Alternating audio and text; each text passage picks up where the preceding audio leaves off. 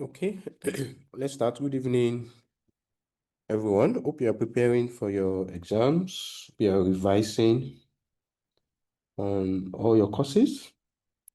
So tonight, let's quickly look at ratio analysis, which is a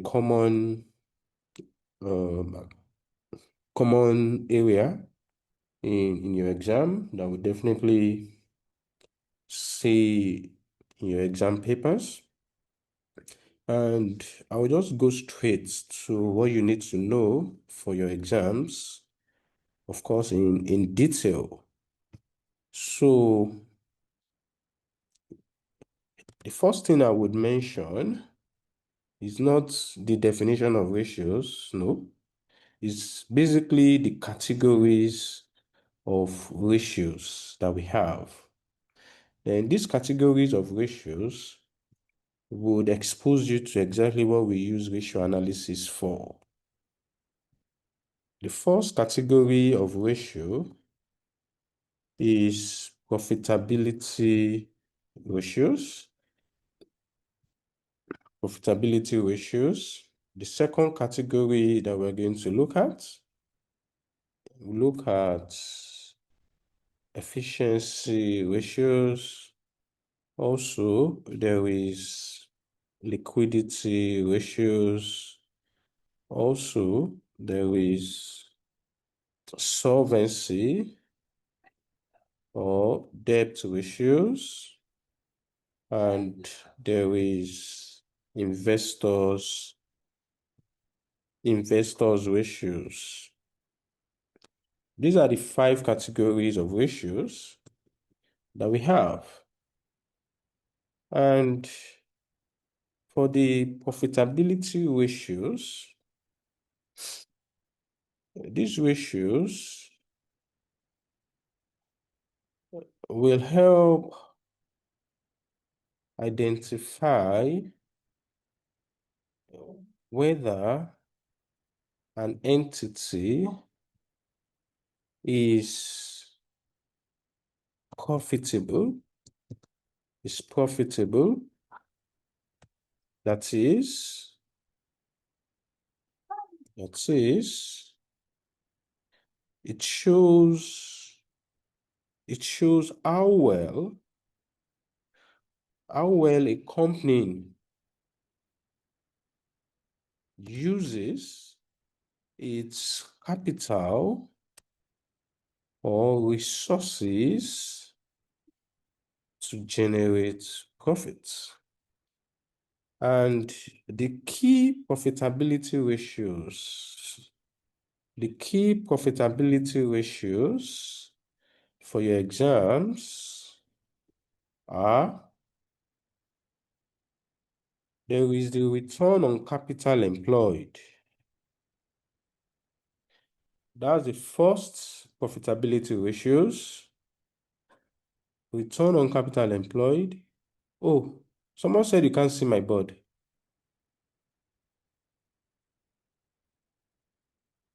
Yes, sir. I can't see it, sir. It's not on. We can I can we can see see it. it is We on. can Oh, see it, oh. We can see it. Maybe you should they reload. should It's clear. check your. Oh, We are number one, return on capital employed. It's clear. That's it. so this strange. This has never happened before. That's some. Okay, maybe There's I should no. go out and come back, but I will miss the explanation. As well. Okay, just hold on a little. Just hold on. Let me do something. Okay, all right, sir. Can you now see it? It is on. It's on now, Abi. Yes, sir. It is, sir. Okay. How about Mr. Um, I think Mr. Oseni also mentioned the consent. Okay, let us proceed. So the key profitability ratios that you need to be aware of for your exams, there is return on capital employed, there is gross profit margin, there is operating profit margin. We have there is cost of sales ratios. There is cost of sales ratios. Yeah, which one again? These are the major ones that you need to be aware of for your exams. And the first one, I don't just want to give you the unnecessary, there are a lot more, but now I'm very exam focused. The first one, which is return on capital employed. You see, this ratio measures the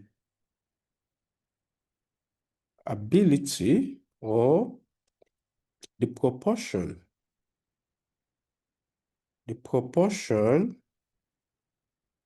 of, in fact, let me make it simpler. It measures the amount of profits. Let me keep it that simple for you. It measures the amount of profits that is made on an entity's capital. That is made on an entity's capital. So it is calculated as below. So it's calculated as profit from operations. And when I say profit from operations, I mean PBIT, which is profit before interest and tax, or it's also called operating profit. You see, this divided by your capital employed. Now, in some questions, they would tell you what the capital is. In some, they will not. But if you're using your profit as profit from operations, then the capital must be capital plus debt. Let me call it fixed interest debt. Fixed interest debt, meaning both short-term and long-term, except the examiner states otherwise. But the reality is that what this ratio looks at is you want to know how much profit are you making from the capital they gave you. And you know that when you look at statement of profit or loss, there are different levels of capital there. There is gross profit, there is profit from operations, there is PBT, there is PAT. You see, this profit from operations is the profit before you paid interest. That is why you're having debts as part of the capital, because they are part of the people that owns these profits. If the profit I was using, if I had used a profit for the year, or I decide to, or what we call PAT, my capital employed must be equity. It must be equity.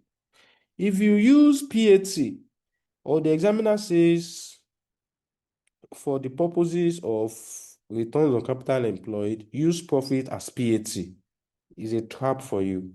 If you go and use your capital employed as equity plus fixed interest or plus debt, you are wrong. The capital you must use is equity. And that is why, if you remember, when we did earnings per share on over the weekend, it was this.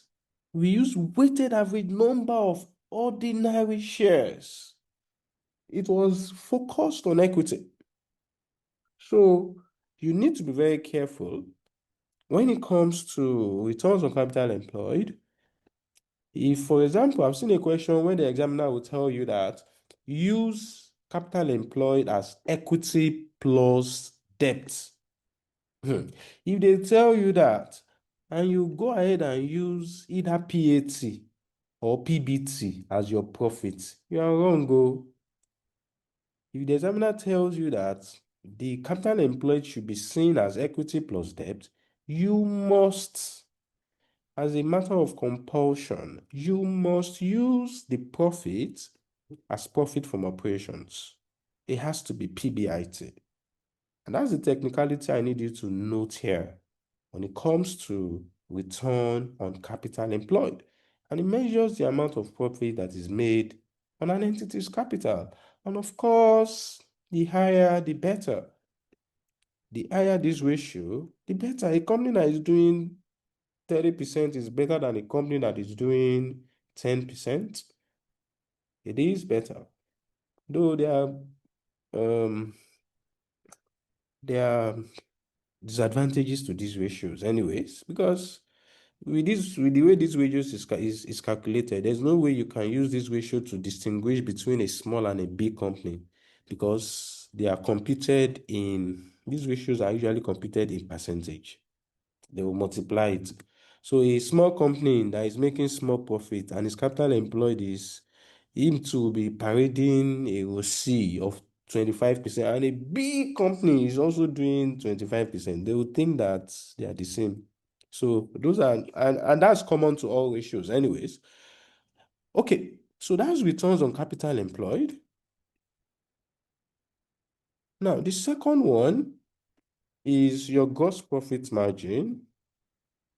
This one is quite straightforward. So this ratio measures the amount of gross profit that is made on every sales, and it is calculated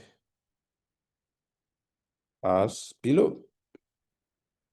It's calculated as gross profits all upon sales. It's calculated as gross profit all upon sales, of course, multiplied by 100 over 1. So, of course, the higher the better for this ratio as well. And very similar to that is cost of sales ratio. Cost of sales ratio is similar to gross profit in the sense that this ratio measures the amount of cost of sales that is incurred on every sales, and it is calculated as below. Is cost of sales over sales times 100 over 1. That's the cost of sales ratio. And there is also the operating profit margin. And this ratio measures the amount of operating profit that is generated on every sales, and it is calculated as below. That's my operating profit. Don't forget, operating profit is PBIT divided by sales multiplied by 100. So if the examiner is funny and also gives you net profit margin, okay, if they come up with net profit margin, no problem. You just use that. It's the same formula, but it's now you will use profit for the year for that divided by sales times 100. All right. So when we solve questions, you will see the differences between this and how they are analyzed, and very straightforward. I mean, you will see that the differences between gross profit margin and operating profit margin will be more of the overheads of the company. So a company that is making a low operating profit margin, we can attribute that to their admin and distribution expenses being too high. And also, gross profit margin can also be explained by our cost of sales ratio, because when the cost of scale of sales ratio is like 70%, meaning the cost of sales you incur on every sales is 70%. So that means you're going to expect that the gross profit will be 30%. So if you can reduce your cost of sales ratio, that would seriously impact um your gross profit ratio. Now, the next one is efficiency ratios. Efficiency ratio. So this majorly focuses on efficiency in the utilization of resources, right? So see, this ratio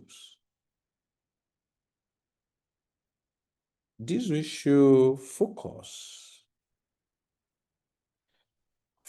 on how efficient an entity manages its resources, particularly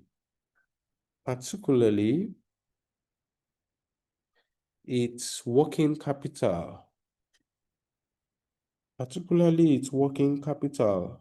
How well are you managing it, your working capital? So if you want to have an understanding of that, come to efficiency ratio. And the ratios, the key ratios here are, first, I will deal with asset turnover. Is more of efficiency ratio. I'll deal with asset turnover. I will deal with trade payables in this. I will deal with trade receivables in this. I will deal with inventory in this. So these are the key efficiency ratios. There could be more, but these are the key ones for your exam. So the first one is asset turnover. So this ratio measures the number of times an entity converts its assets to sales. Okay, how efficient are you using your assets to generate sales? So it shows how efficient an entity uses its assets to generate sales. How efficient are you using it? And it is computed as below.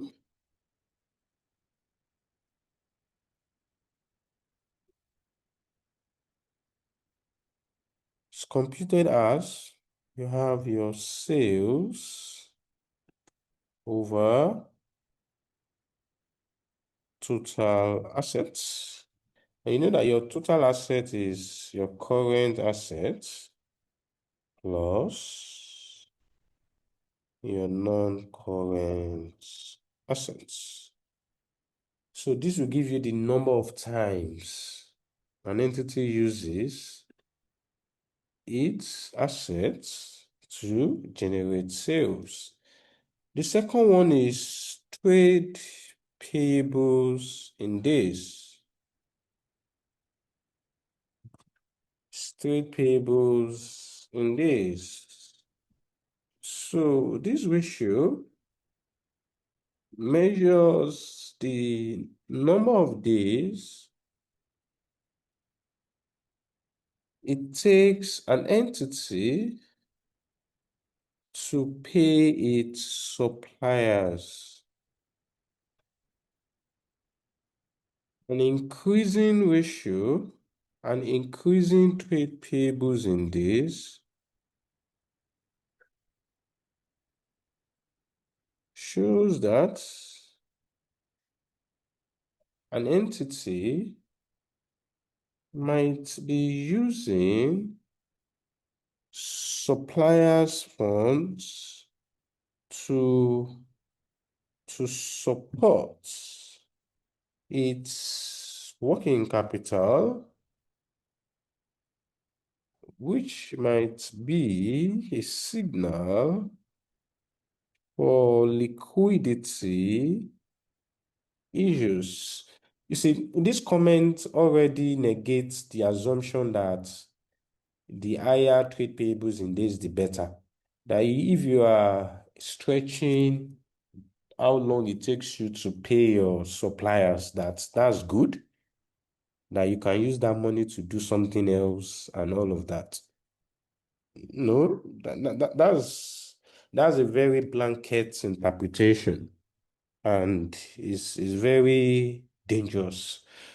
So as a finance person, you need to look deeper that why are you delaying your suppliers' money?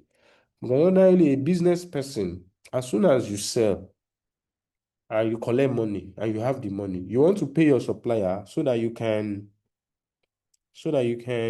do another business, so that you can give you another goods. Except if it's just a one-off transaction you did with that supplier. But if that is your core line of operations, it's not good to extend or delay your supplier's money. However, it is necessary to negotiate a favorable credit period, a favorable credit period with your supplier, and an entity must ensure that it does not exceed these credit terms. So you don't exceed it. So maybe in that wise, we can say that, okay, if trade payables in days means the number of days your supplier gives you to pay, the number of days your supplier gives you to pay, then an higher one is good for you. Meaning you are going to take your time before you pay. And both of you has mutually agreed that pay within 13 days. But don't exceed that period. Don't exceed it. So we don't ordinarily translate or interpret an increasing payables in days as a good that is good for the company. No, it could be a signal for the liquidity issue and other underlying issues with the company. So we need to look further. We need to actually look further. So for me, when I want to interpret this, if I'm seeing it increasing, I would compare this with the liquidity ratio. If the liquidity ratio also is not good, I will tell the examiner that the delay is as a result of because the company does not have money. Why these trade payables in this is increasing is because they don't have money. And that is reflected in their liquidity ratios. That's how I'm going to interpret it. But if the trade payables is increasing, and I can see that this company liquidity ratios are good, then I can say that this company has been able to negotiate an extended credit term with its suppliers. And that can explain why their trade payables in days is increasing. And considering the fact that they have strong liquidity ratio. They have no reason to delay suppliers' funds. Yeah. The next one is trade receivables in days. Sorry. And this is calculated as below. Still talking about trade payables in days. So we usually calculate it as trade payables over, you can either use credit purchases. I bet you won't find it in the question. So just use your cost of sales straight on, multiplied by 365 days. If you don't put 365 multiplied by 365 days, your ratio will be wrong. But trade receivable in days, these ratios measures the number of days. Number of days it takes an entity to collect its money from its customers. Of course, the lower the better. Collect your money earlier. And this is computed or calculated as below. It's calculated as trade receivables all upon credit sales. See, you will not see credit sales in the question, except, I mean, they just want to give you, but usually you won't find it. You just use your sales. You don't find, just use your sales as it is. Don't start looking for credit sales up and down. Then we have inventory in days.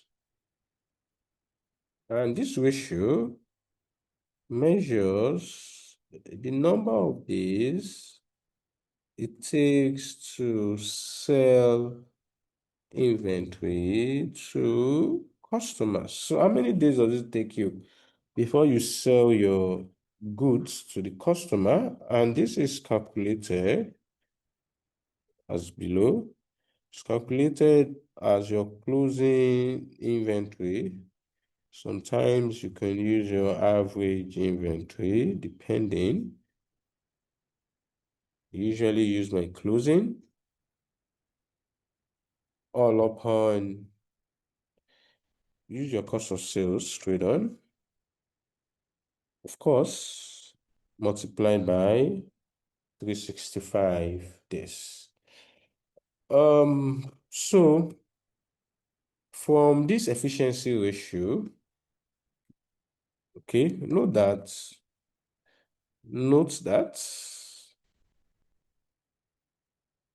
the efficiency ratios computed above can help determine an entity's operating cycle. So it can help determine an entity's operating cycle, which shows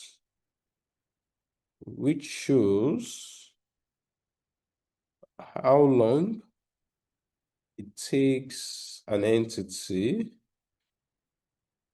to start and end a transaction.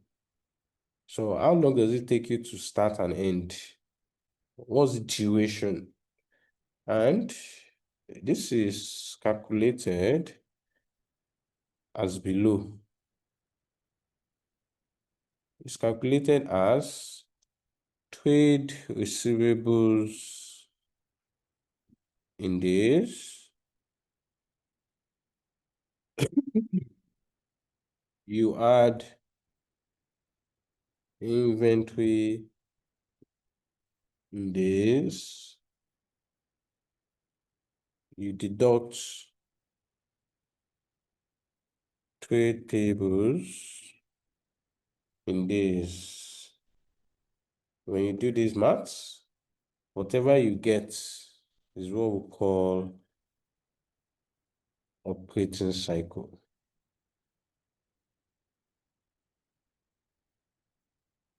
So the shorter the operating cycle, the better.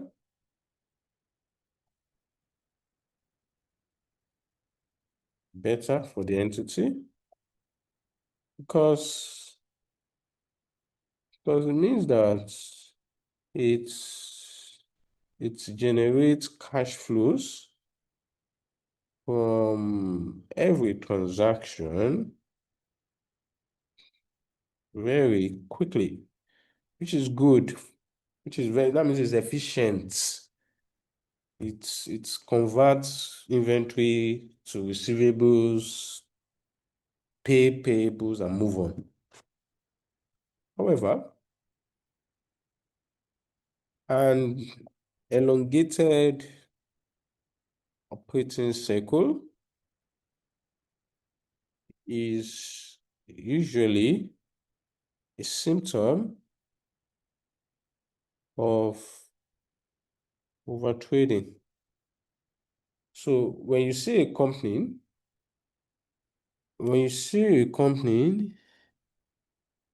that has an elongated operating cycle, that company is overtrading. That is exactly what we are going to imply, that you're overtrading when it's on operating cycle is elongated. So yeah, sometimes they don't give sales or cost of sales. Of course, they will give you that. How will they give you sales and cost of sales? They will definitely give you that. So you see, when we say overtrading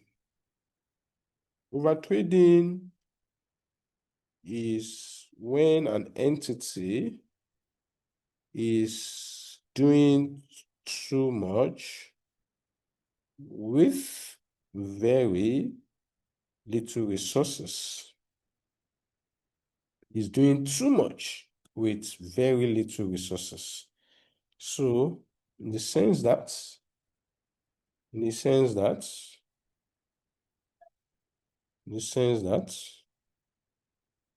it has very little capital, it has high level of inventory, which is funded by high level of bank overdrafts, loans, and for it to have high level of this, it has high investment in fixed assets, PP, just so that it can. Now, it's not desperate to sell. It will now has high level of sales that is not backed up. That is not backed up by liquidity, by cash. So you now find out that this company has high level of trade receivables. And of course, because it doesn't have money, it would definitely be owing its suppliers. You have high level of trade payables. And here, of course, the only thing it has low of is cash. It doesn't have cash. That's the only thing is low. Doesn't, I mean, its cash position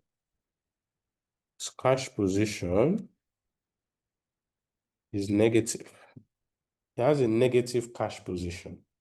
So all these are symptoms of overtrading. The next ratio is liquidity ratios. liquidity ratios. Now, the key ratios here, of course, liquidity is, are you liquid? Do you have money to settle your liabilities?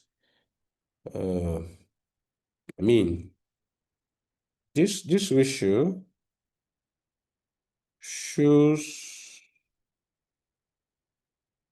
the ability of an entity to settle its payables with its liquid assets. So the key ratios here are, so the key liquidity ratios, we have current ratio, we have acid test ratio. Acid test ratio. What's another name for acid test ratio? Quick ratio. We have even the cash. We have cash ratio as well. And there are other ones, but these are the key ones for your exams. And what's current ratio looking at?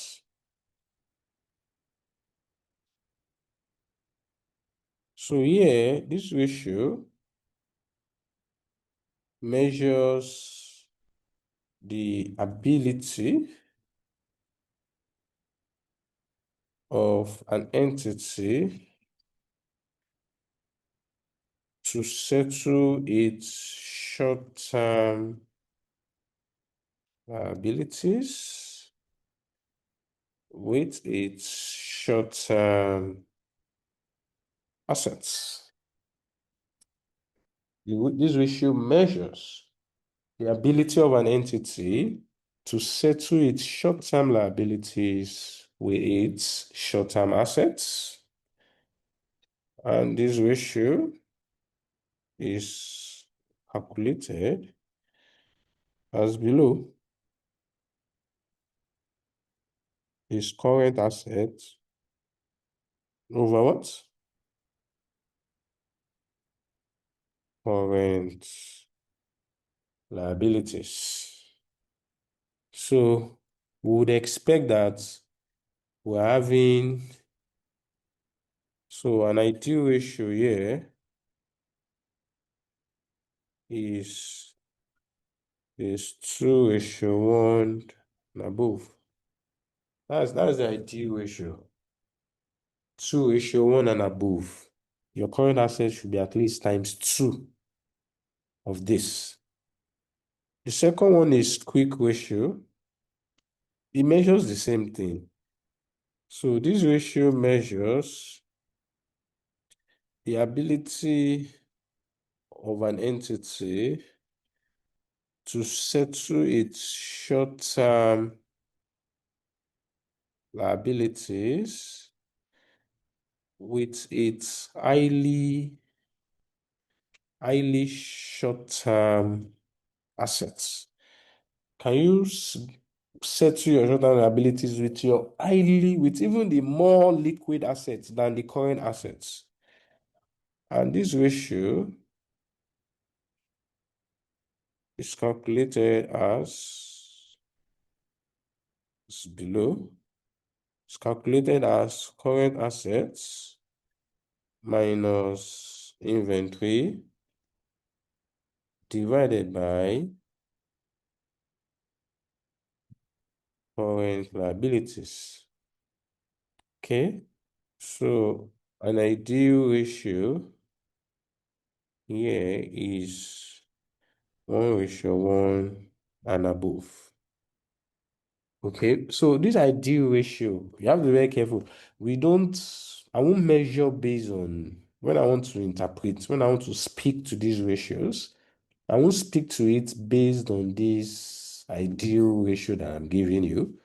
It would majorly, I will look at the sequencing. I will look at the previous years. Where are we coming from? right? If we are getting better, then I would hammer more on that. Or if you're better than industry, then I will emphasize more on that. Okay, this company is good because its ratio is better than that of industry. But the take home from here is that the higher the ratio, the better. The higher the better for this company. And the best measure of liquidity ratio is cash ratio. Because this ratio measures the ability of an entity to settle its short-term liabilities with its cash and cash equivalent. You have cash to settle, so it's like cash and cash equivalents.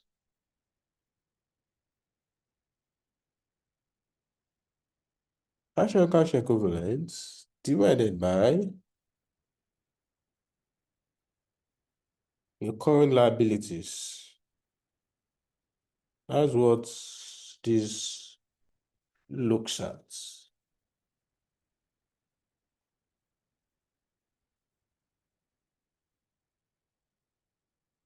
And the next one is solvency ratio.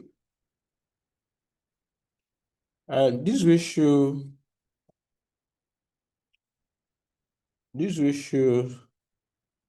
is sometimes called debt ratios. And it focuses on the ability of an entity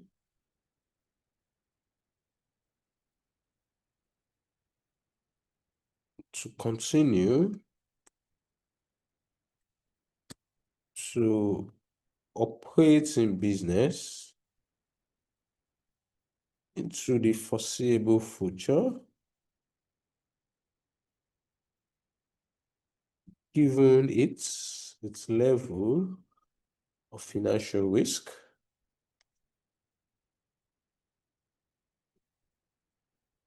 And this financial risk is the risk that the entity might not be able to settle its fixed interest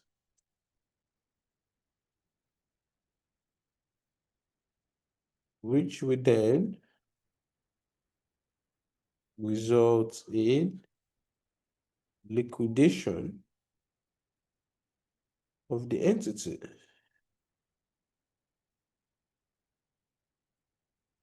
Financial risk can also be seen as a situation where the amount of interest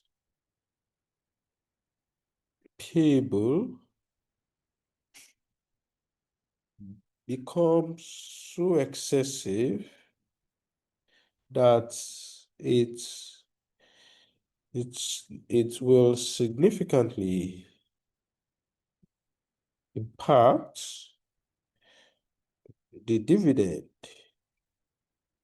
payable to the ordinary shareholders. And when the ordinary shareholders are not happy with a company, it will show in their share price. And the key ratios here are the most important one that you must always calculate is gearing ratio. There are other ones too, but this is the first one. There's gearing ratio. Another key one is interest cover. Every other one can be coined. There's one they call debt ratio, but gearing and interest cover is the key ratio for solvency. Every other one is you're just looking for names around. And when you see gearing ratio, again, this ratio measures the amount of debt in an entity's capital structure. So what's the amount of debt in your capital structure? And it is computed as below. Is debt, let me be specific, fixed interest debts. When I say fixed interest debt, I'm sure you know that these are interests that you pay fixed interest on.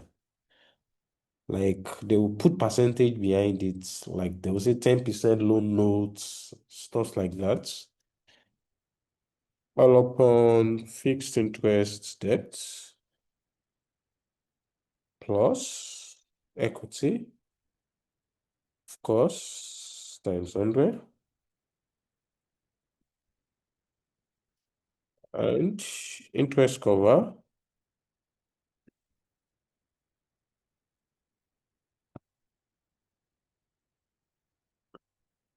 this ratio measures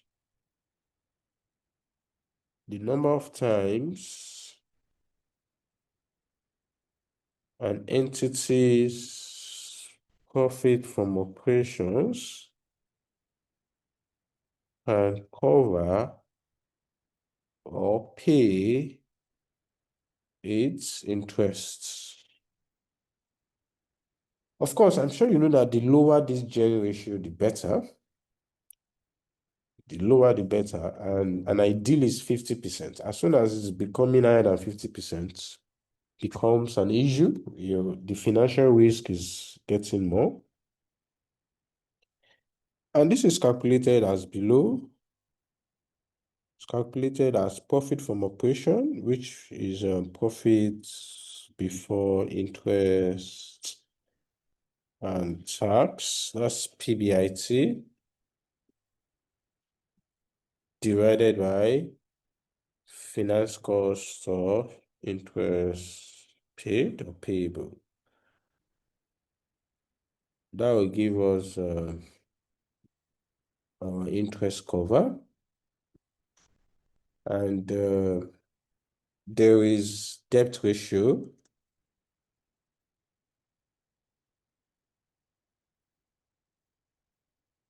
So this debt ratio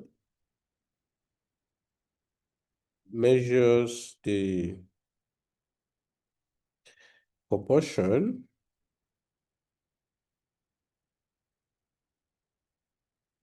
of an entity's assets that is financed with debts. And it is computed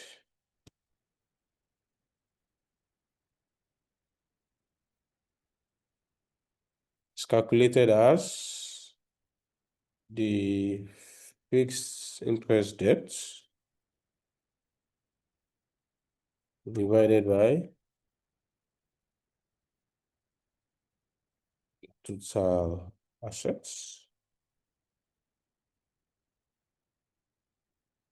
Of course, multiply by 100 over 1.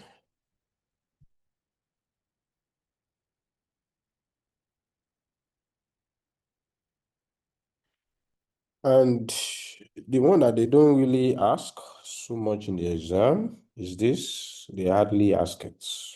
Investors ratio, they hardly. So this is more popular for entities that are quoted or listed. And a lot of these ratios, why you will not find most of them is that there are other ratios up here that is already measuring the same thing. Just that this is more suited for companies that are listed for it's like stock market indicators, something like that's what they do majorly. like for example now, a key ratio here is earnings per share. Well, even though we have done that as a separate topic, but there's another ratio that does the same thing, which is returns on capital employed. Or you can even call it returns on equity. I told you that returns on capital employed can simply be profit after tax over equity. That's returns on equity. So ICAN can ask it, they might not ask it. What I've seen them ask around here is what's the limitation of EPS? It's the same thing as limitation of ROCE. You can just mention more things around that. And the major limitation is one, is the fact that it doesn't consider cash. You just consider profits. You are saying that this is the earnings per share. What's that? What if you don't have money? So earnings per share does not show anything if there's no money that is backed that's backing it up. If it's not, if it doesn't translate to cash flow, then nothing. Again, it doesn't show the relative strength or profitability of a company because it doesn't distinguish between a small and big company. A big company can have EPS of 2 naira, a small company can have EPS of 2 naira. So on the surface, it might not really help, and it can even be manipulated.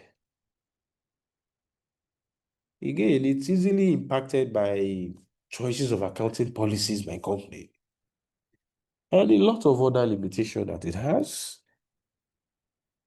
And other popular ratios here, we have dividend per share, we have dividend yield, we have earnings yield,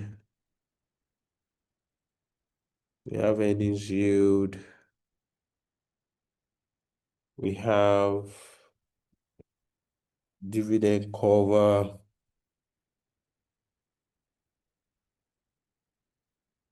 we have earnings ratio, we have payout ratio, and a lot more like that. I've seen a question ask you net asset per share before. I mean, I've seen it. It's nothing special there. And they ask you net asset per share. So from the name, earnings per share, how much is attributable to each ordinary shareholders? So this is computed as below. It's computed as profit after tax minus preference dividend divided by weighted average number of ordinary shares. This gives you your EPS. We have dividend per share. This is the dividend paid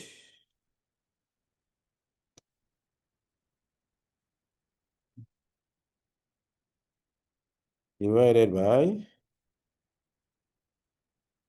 number of ordinary shares.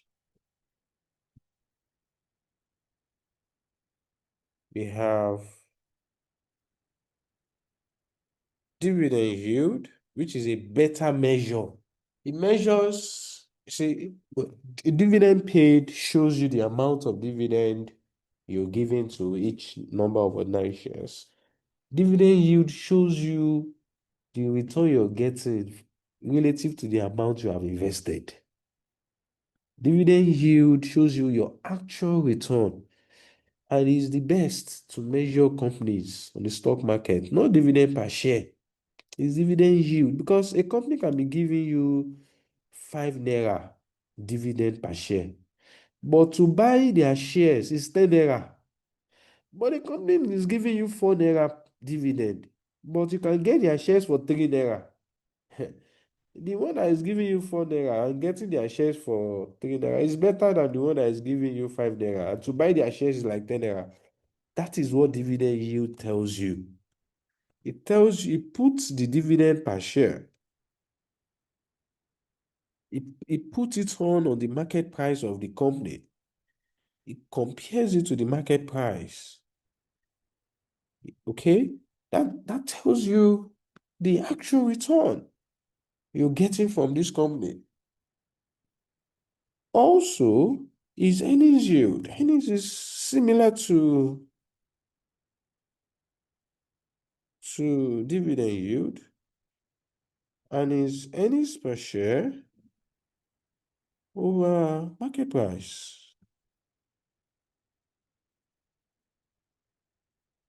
Also, is dividend cover.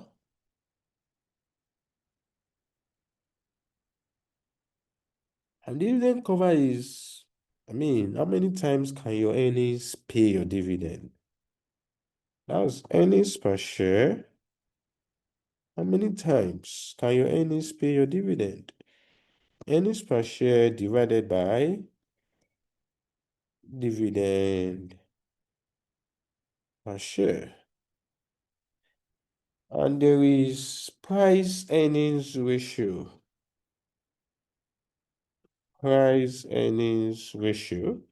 This formula can be getting from the name of the ratio, price divided by earnings.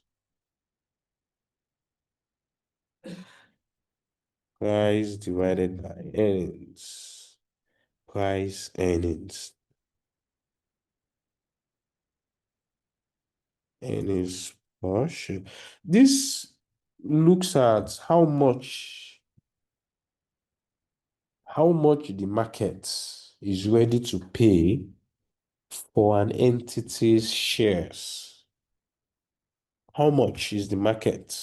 How much are they ready to pay for an entity's earnings, not shares? How much are they ready to pay for their earnings?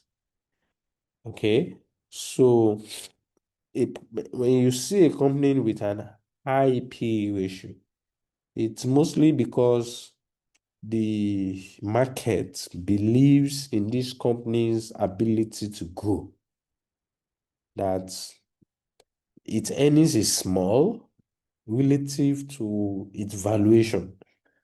It's just like a Tesla, for example, that is worth much more than a Toyota. When you compare their earnings, you would wonder that why is Tesla more valuable? It's because the market has confidence that in the next few years, that Tesla's earnings is going to multiply and to be very huge. So a lot of people are buying their shares is going up. And that's what price earnings ratio shows you. The direction of it will tell you how the market perceive this company, will tell you how much they are ready to pay.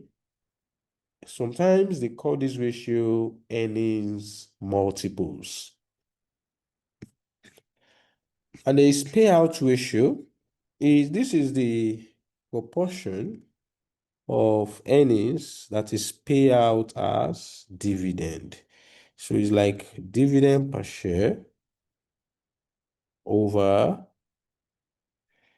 earnings per share, the proportion of earnings that is paid out as dividend. And finally, is net assets per share. And this is the net asset of the company divided by number of ordinary shares. So you see, all of these ratios that we have computed, they are great, they are good. Is a good measure of profitability, is a good measure of liquidity. They are so fantastic, except the fact that You need to be very, very careful of this, right? Number one is this. See, these ratios are, are based on the accounting policies used by the company. The accounting policy a company uses can significantly impact their ratio. There was a question I solved for professional students, I think in case study. There's two companies that they want to buy. One company measures,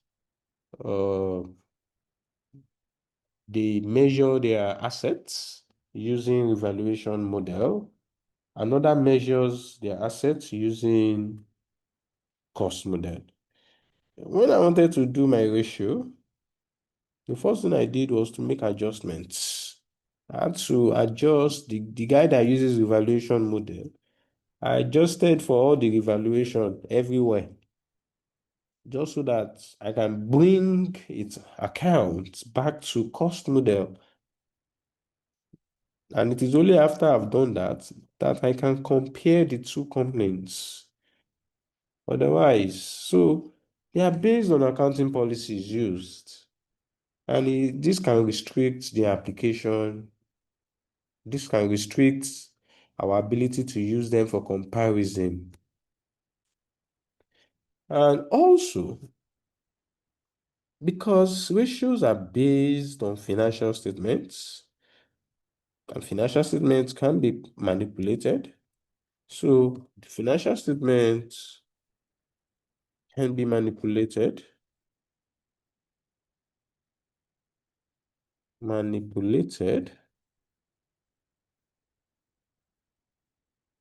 will then affect the ratios. Whatever ratio you are computing, it can also be affected. Okay? The ratios can give a misleading results in a period of inflation. Where there is inflation, there are some ratios that would be inflated, like your gross profit margin, for example, because your cost of sales might be depressed or even increased when there is inflation, and it can affect a lot of your ratios, as it were. And also, some companies have seasonal results. There are some companies that their own performance, they do well at the end of the year, in the middle of the year. So depending on which period the ratios you are computing or the account you have falls into their seasonal year, where they are doing so well, the ratios will come out so good.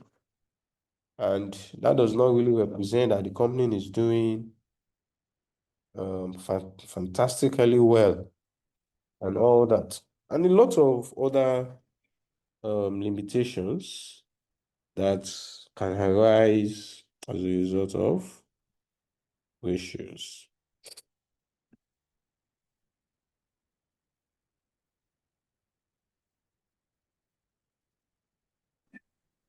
If you That look we at, completed the limitations. sorry, what do you say? Hello?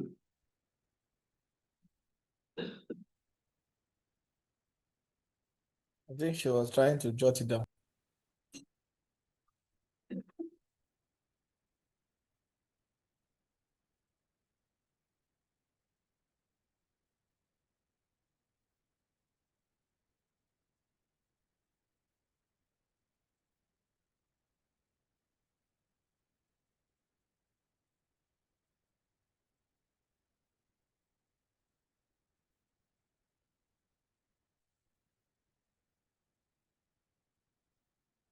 Now, if you look at this question, this is a very simple question. It talks about Badagry PLC statement of financial position as at March 31st, 2021. They give us statement of financial position for 2 years. Let's see some key items here. They also give us statement of profit or loss for the year ended March 31st, 2021. We're now asked to discuss the profitability, gearing, and investors' stake in Badagry and recommend strategies for improving or sustaining them. So if you look at this question, the examiner didn't just tell you to compute, they actually told you to discuss. So, I mean, there are several approaches to this, and in just 10 marks. And in the 10 marks question, in the exam, you don't have, when you multiply this 10 by 1.8, right? I don't want to spend more than 18 minutes on these questions. So the best I can do for these guys is to compute two ratios each. Two ratios each for each of them. Then I move on. And a lot of ways I can interpret, even if you don't compute ratio self, you can use trend analysis to speak to this. Just like it will be difficult for us to use trend for this P&L because we're not given the prior year. So first, for me to discuss, I need to compute some profitability ratios first.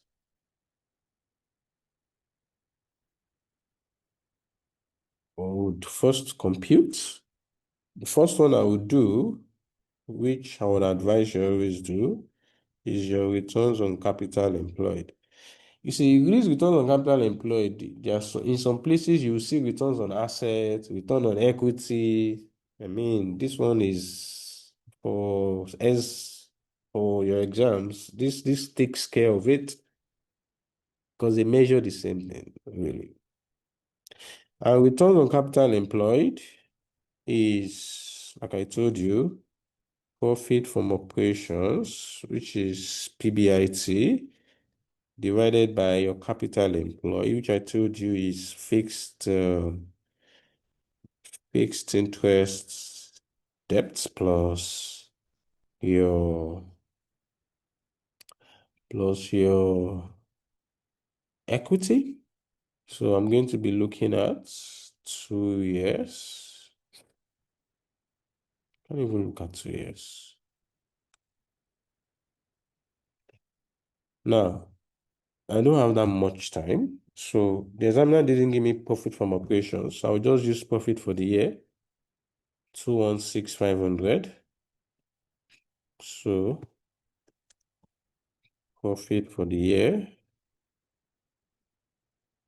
216,500 divided by, what's my capital employed?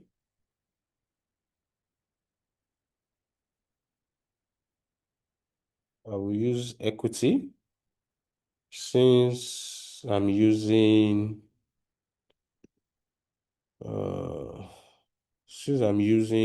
profits for the year, I have to use equity alone divided by 560,000.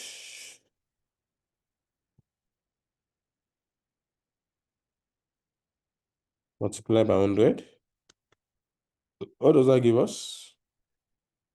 216,500 divided by 560,000. That's 38.7%.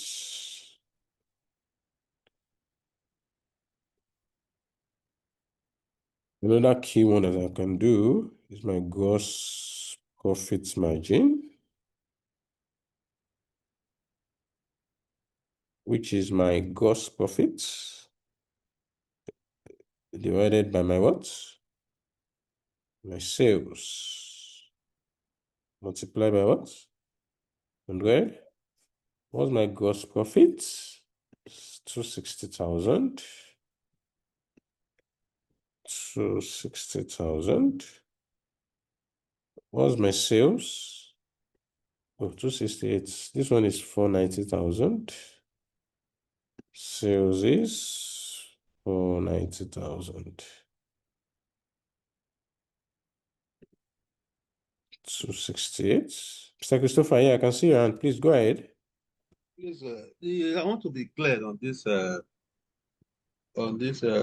uh, rules, that is return on capital employed. Okay.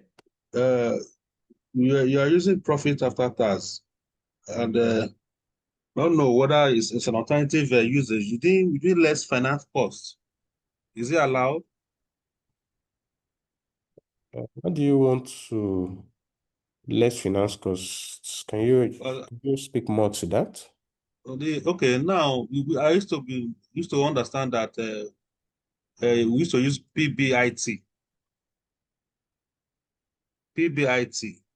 and then over capital employed, and PBIT is not given as it is, but we have finance costs, they will have profit before tax. So I don't know.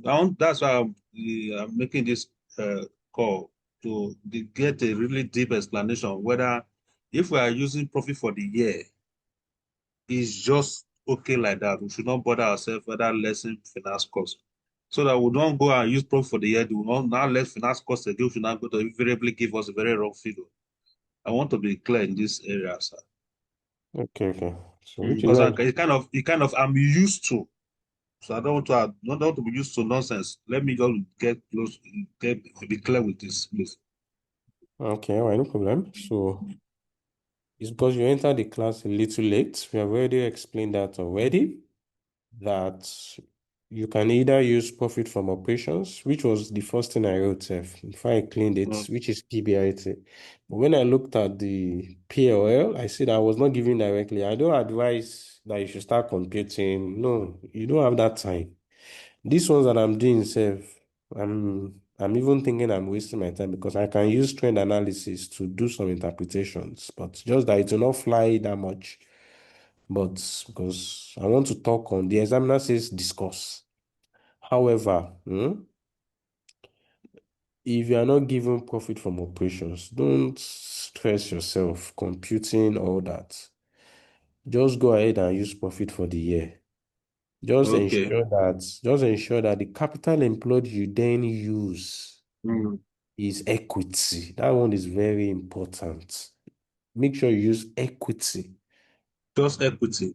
Yes, equity. Because you can only use equity plus debt as capital employed if the profit you are using is profit before interest and tax, which is profit from operations. That is when the capital employed can be equity plus debt. That therefore means that if the examiner tells you in a question that you should use your capital employed as equity plus debt, it therefore means that you have to work out your profit from operations because you can only use profit from operations. In this case, now I'll be forced to work it out. And if I want to get my profit from operations, all I just need is this 18,500, which is my, no, this 26,260, 286,500. I will deduct this dividend received and add this finance cost back. That would give me my profits from operations. That will give me my profit from operations. If I do 286,500, I deduct this, I add this back. But in this case, I was not given all of that. So I have the freedom to play around.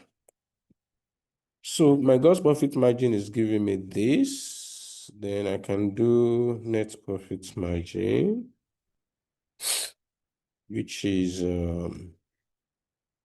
net profits over sales times 100. And my net profit is my profit for the year, 216,500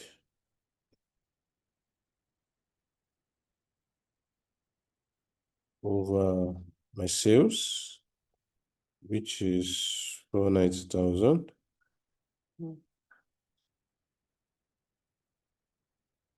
What does that give us? 34.2%. 44.2%. So for my gearing,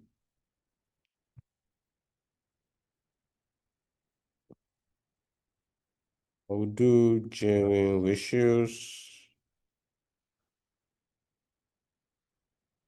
My gearing ratio, I will use fixed interest debts over fixed interest debts plus equity times 100. So what's my fixed interest debts? 50,000. What's my equity? 560. Wow. 50 times 560.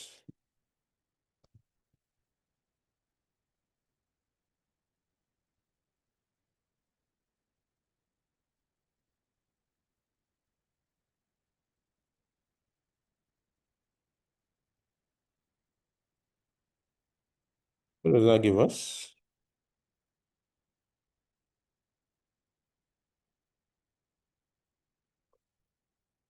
That's 0.2%. That's around 8.2. And I can do interest cover, which is my yeah, which is my PBIT divided by my finance costs. And like I told you, my PBIT will simply be my 286,500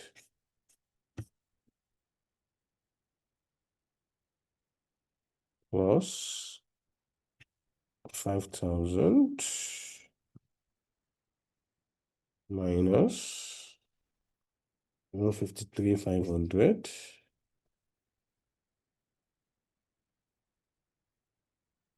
divided by 5,000. What will that give us?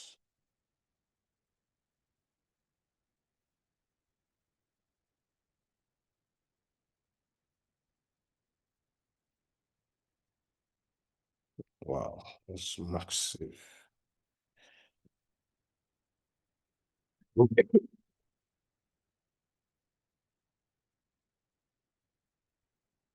An investor's stake. For investor's stake, I can do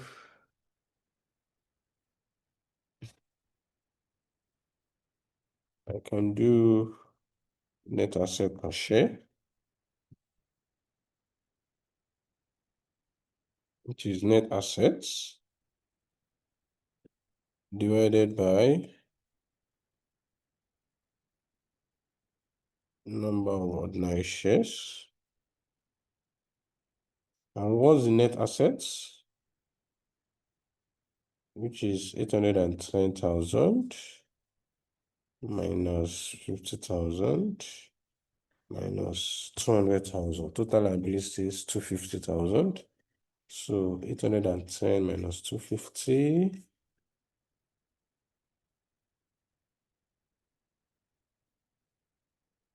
What's the number of ordinary shares in 2021? That's 220 divided by 0.8.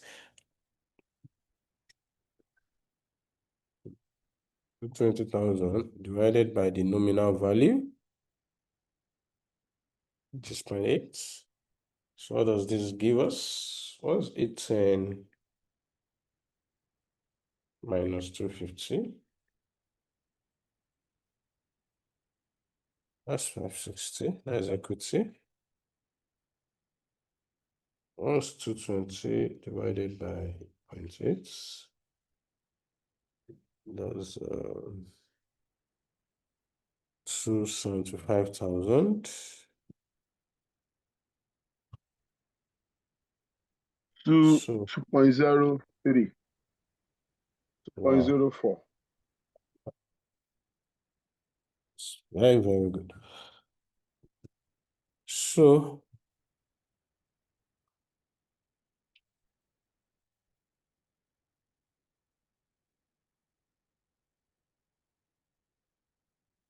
what's the name of this company, sir? Badagry PLC. So I want to discuss, I'd say Badagry PLC has a ROCE of 38.7%. 38.7%, which is, what is the cost of capital? It's just 10%, okay, which is higher, than the cost of capital, or let me be specific, cost of debt of 10%, which shows that it is better to invest in Badagry PLC than placing the funds in the money market, because you only get 10% in the money market, and Badagry is giving you 38.7% on the capital you give to them. Additionally, the entity, sorry, somebody is writing all sorts on the board.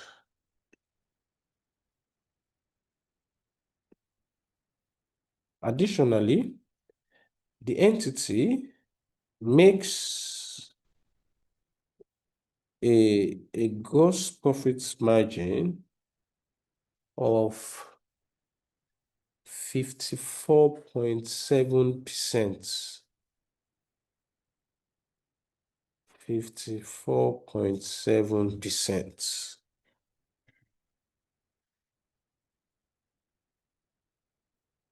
Which looks impressive. That's over 50%. Which looks impressive. So considering that it's only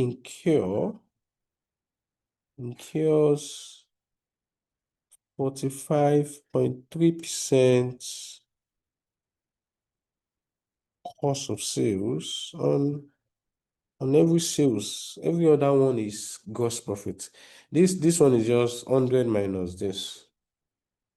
That's how I got this 40. So which looks impressive in every sale.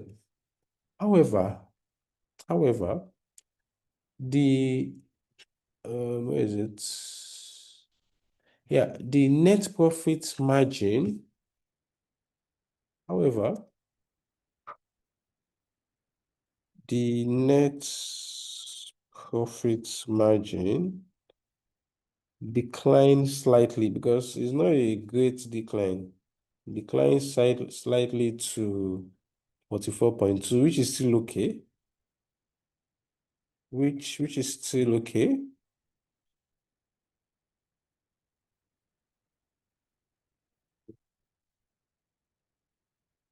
declines likely to 44.2%, and this decline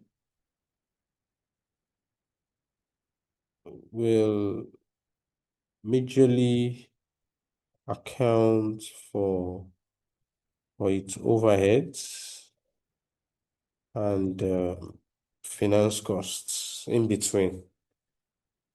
That's why there is a decline from 54.7%, but it's still okay. It's still okay. So,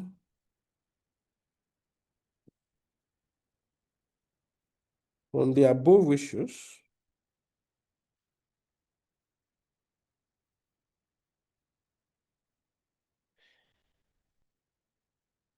Badagry PLC is a profitable company.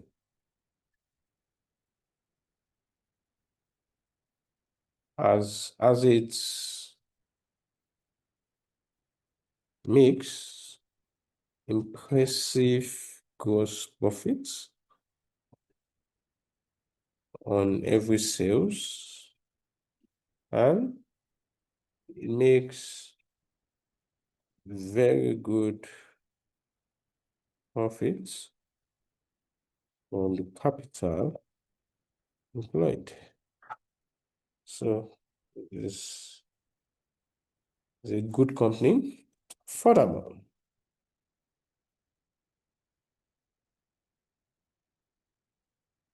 the gearing ratio of how many percent? 8.2%. Wow.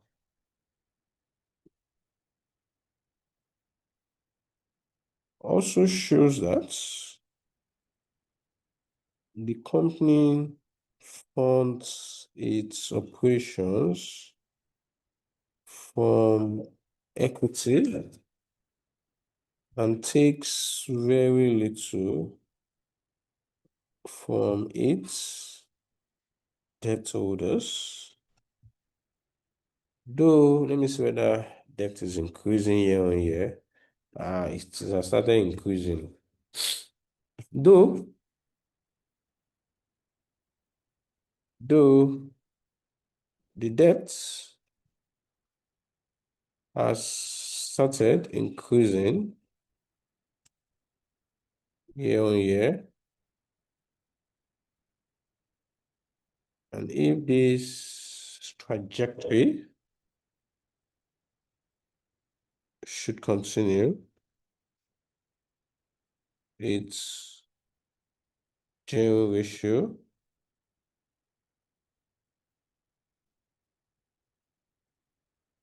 will continue to increase,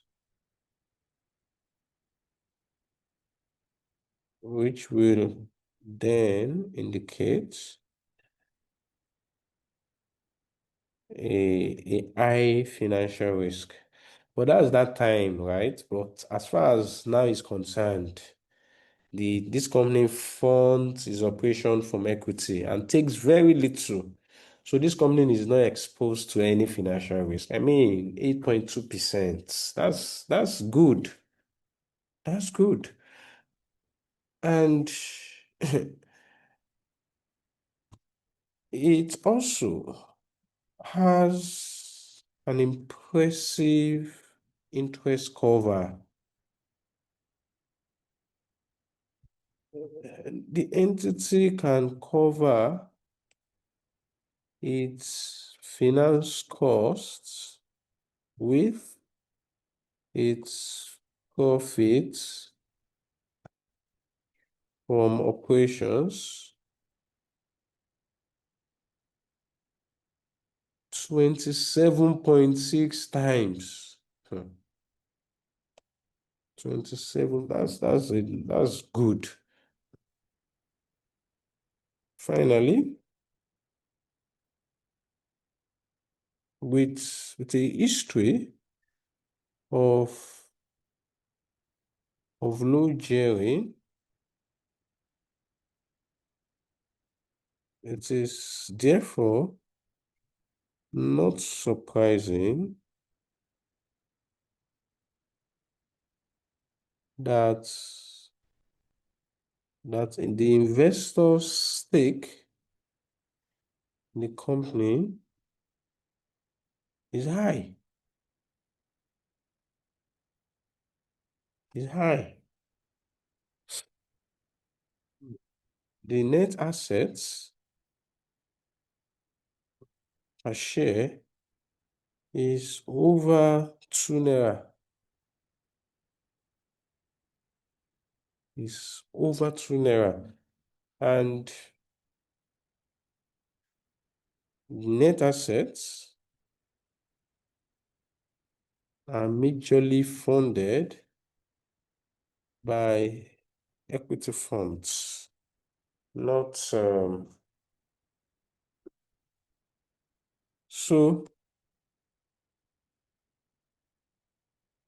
this impressive profitability, gearing, and investor stake should be sustained by Badagry PLC by ensuring that it continues to manage its cost of sales, continues to reduce its overheads,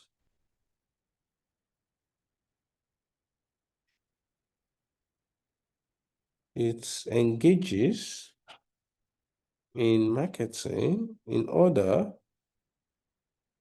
to improve sales,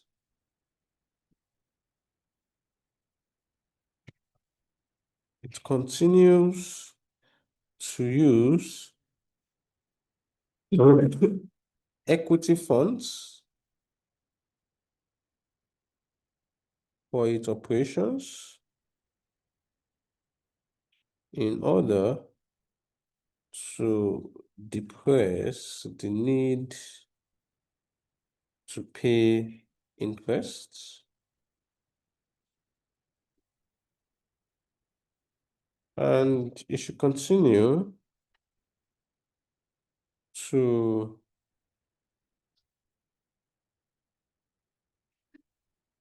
was it paying dividend?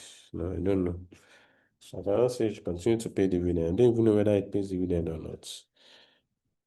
Okay, I've done more than what the examiner would even expect in this exam.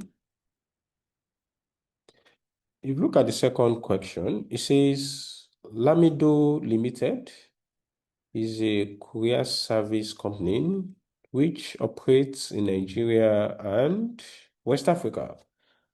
Initially, Lamido Limited experienced strong growth, but in recent periods, the company has been criticized for underinvesting in non-current assets. It has been underinvesting in non-current assets. So Lamido Limited statement of financial position as at December 31st is as follows. To give us all this. Okay. I'm always focused on this. There's both long and short. You now say that other extract from Lamido Limited financial statement for the year ended is as follows. They give us all this. Say the following information is also relevant. Lamido Limited had exactly the same delivery volumes in 2002 as in 2022 as in 2021, with customers base being the same in both years. Okay. So that means that the volume of sales, the quantity of sales didn't change. So what happened to why did revenue fall? Could it be they reduced their selling price or what? Because their revenue is falling. Also, it said in October 2022, Lamido Limited had to renegotiate its operating licenses in 3 of its countries of operation. This led to increase in the fees Lamido Limited had to pay to operate in these countries. The operating licenses in 5 other countries are due to expire in December 2022, and Lamido Limited is currently negotiating with the concerned authorities of this country. Okay, so this company is trying to get a new license. He wants to renegotiate its operating licenses in 3 of his countries. And it has led to increase in fees that he had to pay to operate. So, and its operating licenses in 5 other countries are due to expire. And Lamido Limited is currently negotiating with the concerned countries. So in this particular diet, the examiner says that you should compute these ratios. And they say for calculation purposes, all loan notes should be treated as debts. All loan notes. And this is just for 6 marks. So that means you don't want to spend so much time on any wasting time on this ratio, because the major thing they want you to speak on is on the comments you're going to make on this ratio. And the first ratio we're asked to compute is operating profit margin, which is my operating profits divided by my sales.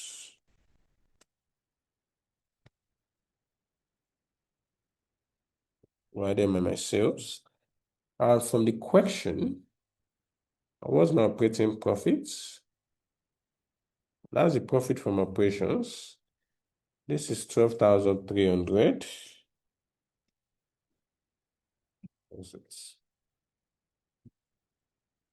Okay. So this is 12,300 for the first year. And what's my sales?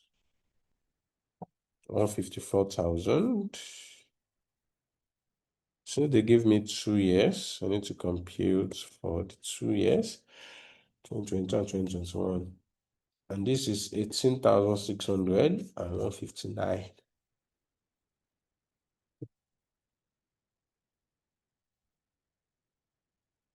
$18,600 divided by 159.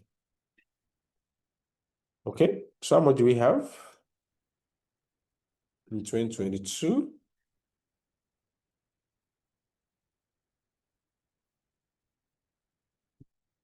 This is 7.99. That's like 8%. And 18,600 divided by 159,000. That is around 11.7. And the next one is return on capital employed.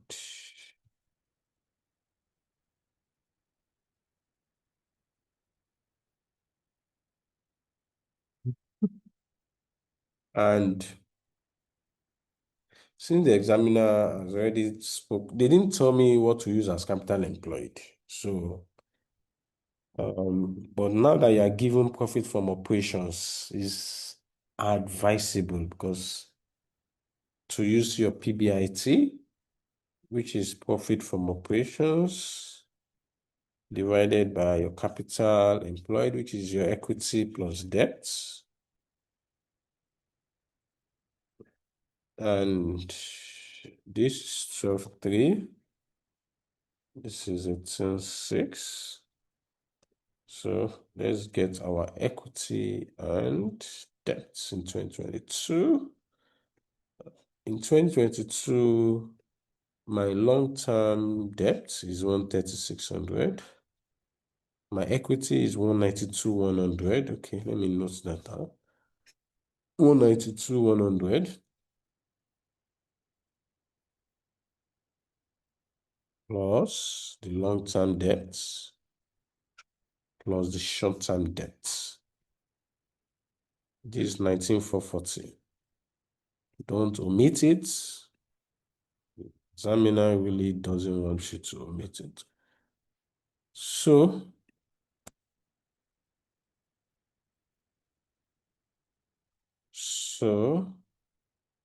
having established this, in 2021, this is 44,800 plus 150,400, 44,800 plus 150,800. This is not just enough. Plus the short-term debt is also 19,400.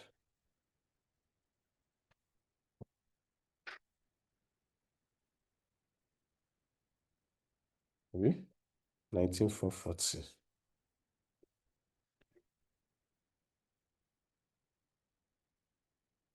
Okay, let's get our receipt.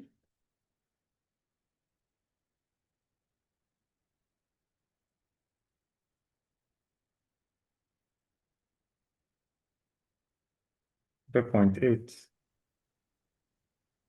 For which for year? 2021. This No, one. no. Okay, 2022. How about No, this? it's 3.8. 3.8. The first one is 3.8. The first one is 3.6. It's 3. 3.6. 3.6. Okay, how about the second one?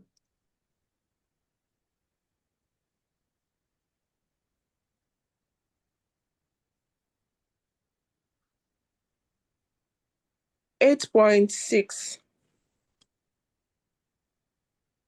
8.6.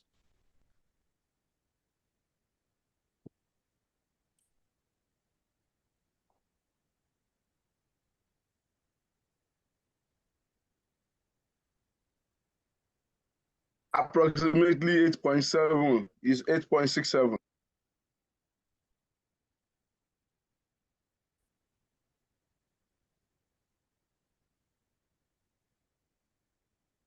Okay. Then the next one is net asset turnover.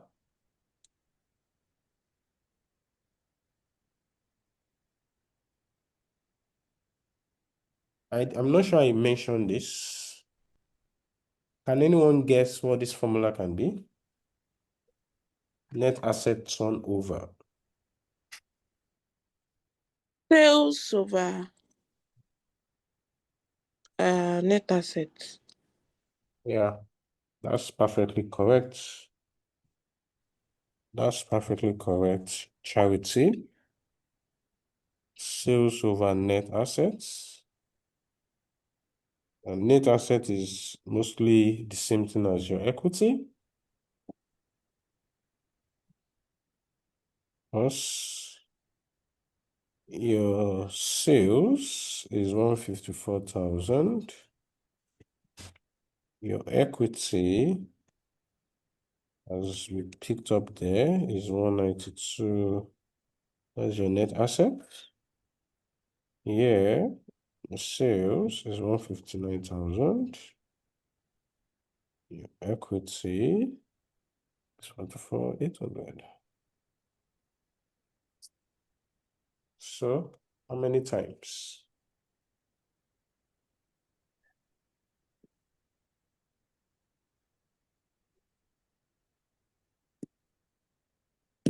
is 0.8. It's 8 times. What about in 2021?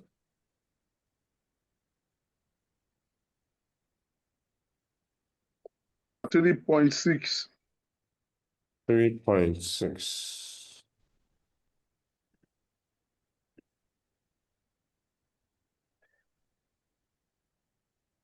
There is current ratio.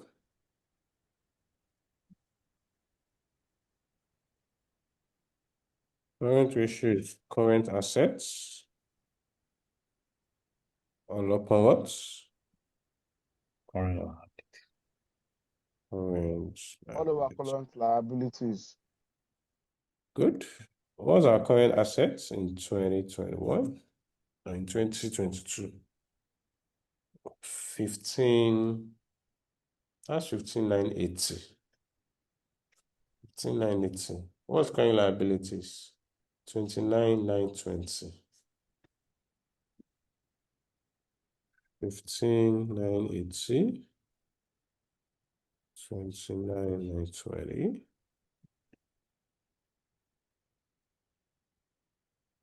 One 2021.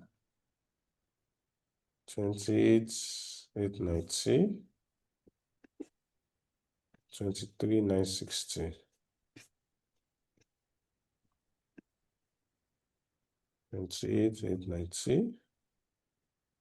23,960. So what's the ratio? So I'm having 0.5.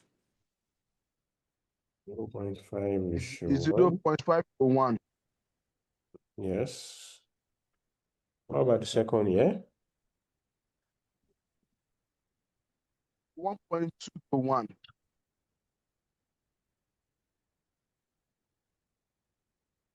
1.2 ratio 1.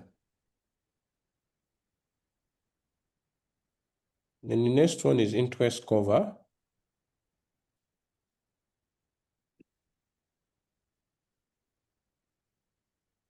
Which is your profit, your PBIT, which is profit from operations,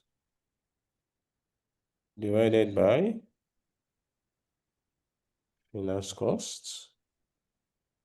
Now what's profit I from operations? payable. Sorry? PBIT over interest payable. Are we just written the same thing? It's the same thing as finance cost now.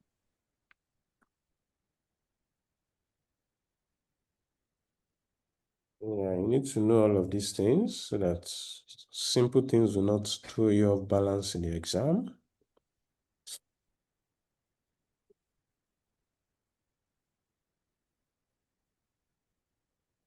What was my finance costs? 9210.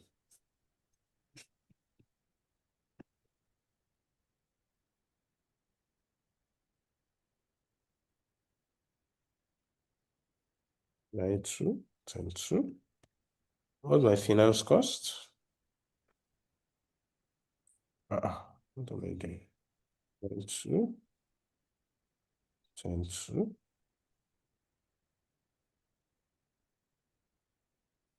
What was my profit from operations? Okay, yeah, I was correct. 12,3. 86. Okay, so how many times? 1.3. How about this other year? Is 0.84. No, 1.8 times. No, cannot be. The operating profit is 18,600, not 86. That means, okay, 18,600. So you So say it's it's 1.1? 8 times. 8 times. What's the final one? Gearing. And they told us that we should use gearing as debt to equity.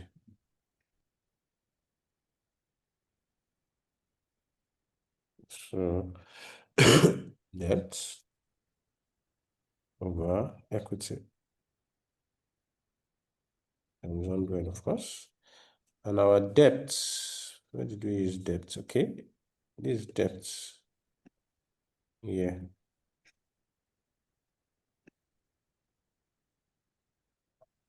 Over equity. This is equity.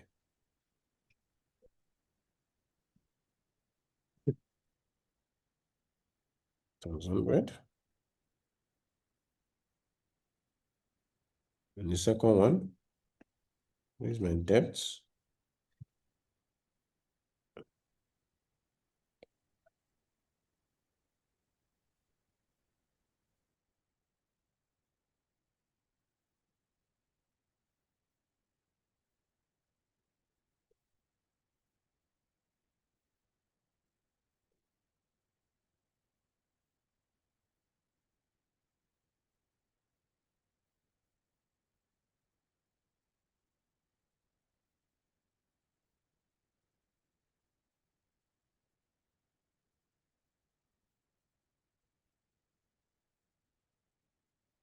So what's the answer to this?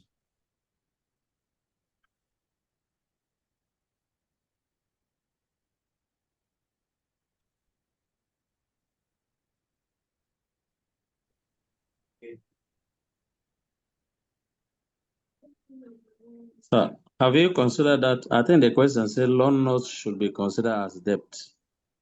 I don't know whether we have considered that. Yes, which is why I added both short and long term. Okay, yes, okay, thank That's you. what it meant. Yeah.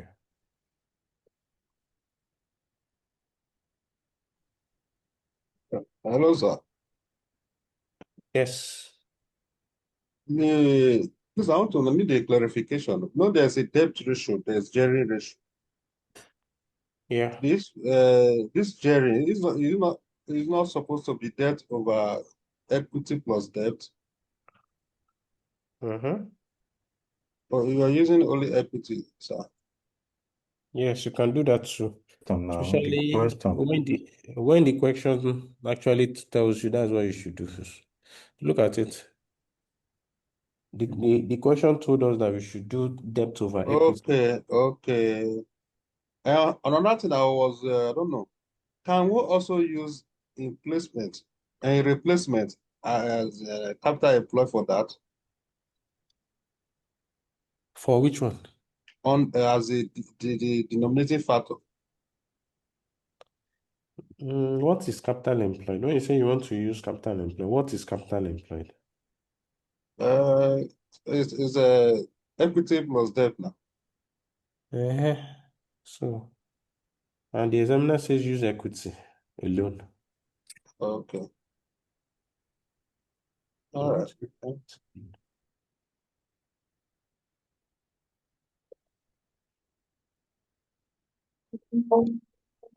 Okay, so how much are we looking at?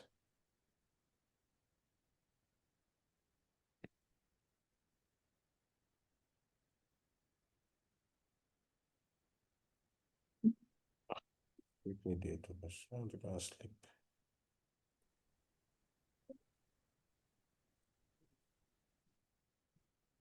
Root. Hold on, my phone. 5%. Make I tell them soon.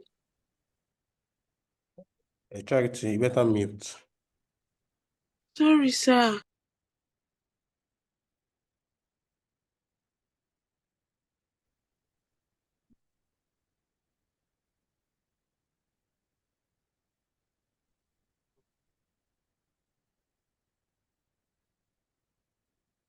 Yes. It's an outside.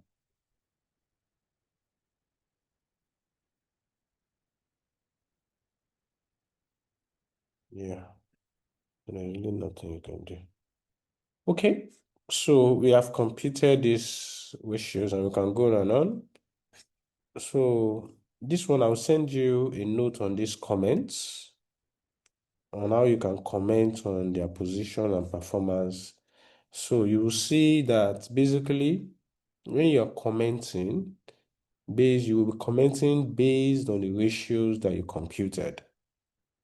You'll be comparing 2021 to 2022, telling the examiner whether this company is doing well. Of course, they are not doing well at all because all profitability ratios are declining. All liquidity ratios are declining. Except gearing, which is okay. This is very okay to decline. Interest cover declining, current ratio declining, net assets turnover declining, return on equity declining, operating profit margin declining. This is not good. So I'm going to paste the comments here for you to read through it before I would paste it for you. So their revenue is also declining. Yeah, what about their cash position declining? I mean, this is not a good company. So, yeah, so that's just it. Now, I'll allow you go for tonight. Um, we would be looking at IFRS 18 together. I just want to tell you a few things around IFRS 18 that you need to know. I think that's the only thing that's left. And for the FR guys, I'll be doing, for those that are interested, I'll be doing a revision class. A 2 days revision class is more like an intensive. I want to revise everything that I've taught you so far on the assumption that you have read everything. So I'll pick PPE, I will revise it. It's just an high-level summary, just to revise everything that we have done and touch on. So that's what we'll do for the first day.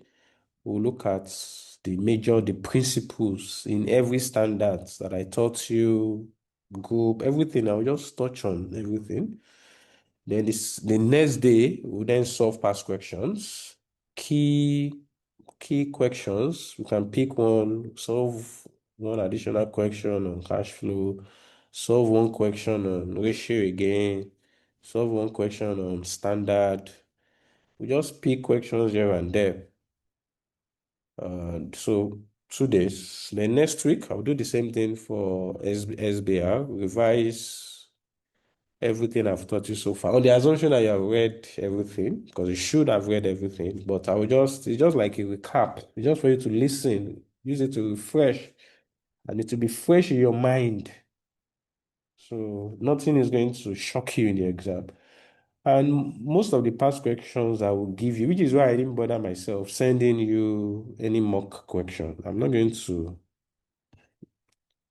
send you any mock questions. So I'll probably use the what's it called?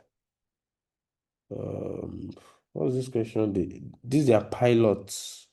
So for these are intensive, that's majorly where I will focus on for the intensive. So I would then use that as revision. Then we can then move from there to whatever. But that's basically where the intensive is going to really focus on. Again, is assuming that you have really read like on your own as many things as you can. So we'll do that for you guys. So most likely, for the SBL guys, there's this portion of foreign subsidiary. There's this question I did not finish. I think we can just quickly round up that question within 30 minutes. It won't even take 30 minutes. So probably we can do that maybe tomorrow, just 30 minutes to round up that. Then maybe next tomorrow we can look at IFRS 18. That would, I don't think it won't be a long class, maybe 1 hour or less. Because I just want to look at the new things that they introduce, what you should know. So we'll do that on next to be 1 hour or less for us to do that. So If you wish, those that are in SBR, we can also join the first day FR intensive, because the assumption for you guys doing SBR is this, that you must know everything in FR fresh, all those standards, they want you to know everything. So I would advise you to join their own self so that you can use that as a refresher. It's even good for you. Just join. So that will just be your revision. You just be noting down all the small, small things. You just, and whatever it is you get from there, it's surely going to help in the exam at the end of the day. So just keep reading and you just keep revising. I mean, I don't really leave my students till they go and write the exams. So it's just a way of keeping you focused, and I'll be expecting you to now be asking very constructive questions, showing me that you're actually reading, because you have done a lot. You have done everything that you need to pass, because the pass mark is 50. So you have no reason to get less than 70. Worst case in the exam, because you have all the resources. But we'll keep pushing until you go in, write the exams, then you do well. Okay, I'll stop here for tonight. Mr. Christopher, you want to mention something? Yes. When in course of I think at the exception of trying to introduce this course, we mentioned limitations of EPS. And findings indicate that anytime EPS question, especially as a theory is being set by ICAN, they must ask that question. Sometimes your explanation here can even guide us to the exam without even us not going through. So I don't want, if by any way you can help us to simplify those limitations with an illustration so that we can just grab it once and for all and get it done. Please. Yeah. So very good one, Mr. Christopher. So remember that earnings per share looks at the profits that is attributable to ordinary shares, the earnings attributable to ordinary shares. So for each of the shares they have, what is their earnings? Right? It's a good ratio that you use to measure how profitable a company is and the return the company is giving to shareholders. It's fantastic, but it has limitations, right? So number one is it does not take into consideration cash flows. Like I mentioned earlier, you are saying that a company with high EPS is good, but does it have money? Does it have cash? You are parading an EPS of 2 naira or 10 naira or 20 naira. Does it have cash? So one of the downside or limitation of earnings per share is that it does not take into consideration the cash flows involved in settling those earnings. It's one limitation. Another limitation is that this EPS does not separate, it does not distinguish between a large company and a small company. So it can mislead investor. It does not distinguish between a large, because eh, depending on, because we are talking about relativity here, comparing profits to number of shares. So two companies might be having 2 naira, another one having 2 naira. They are not the same company.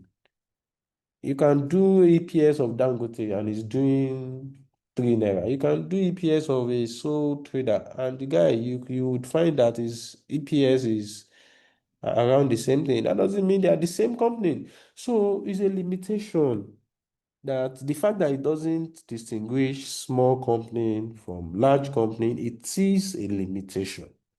It is a limitation. Another one is that the EPS figures can easily be affected by inflation.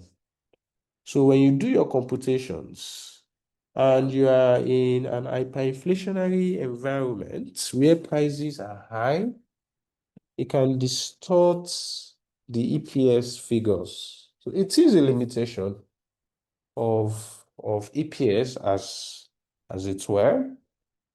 And also, EPS can easily be affected by the accounting policy choice of an organization. So, because accounting policy that you choose can seriously impact your profits.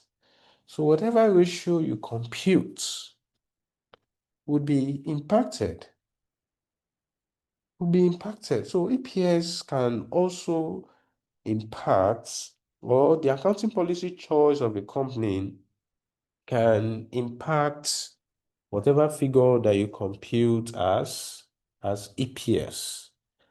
So ultimately, EPS has a limitation in the sense that, yes, it measures profitability, but it does not give us the complete position or complete performance vis-a-vis the company's liquidity. It doesn't give us a complete reflection of the company's performance. It does not. And also is that the computation of EPS using weighted average number of shares as the denominator can also, it makes computation of EPS complex. It could become complex. Like the assignment I gave you when I taught you EPS over the weekend, I gave you one assignment. Only a few of you, like 2 or 3 of you did it, and I shared the solution. It can become very complex. At times, when you want to compute something like diluted EPS, okay, when you want to compute that, so the computation can become overly complex like that. And a lot of other limitations that, at least from all I've mentioned, you should be able to pick minimum of 4 for your exams. But hopefully, when we are doing our intensive, hopefully we would pick, I would say, especially for the XBR, for your revision intensive class, very importantly, I will solve at least, we'll revise like 2 more questions on ratio that will look at the one in the Pint Finder, I said Pint Finder, in your pilot question, and one other one, the one of last diet as well. We'll use those ones as intensive questions for us before we move to other areas. But basically, so that's it for limitations of APS. Okay, so let's go and rest. I would update you guys as we move on. Thank you very much. Thank you, sir. Thank you, sir. Good night. Good night.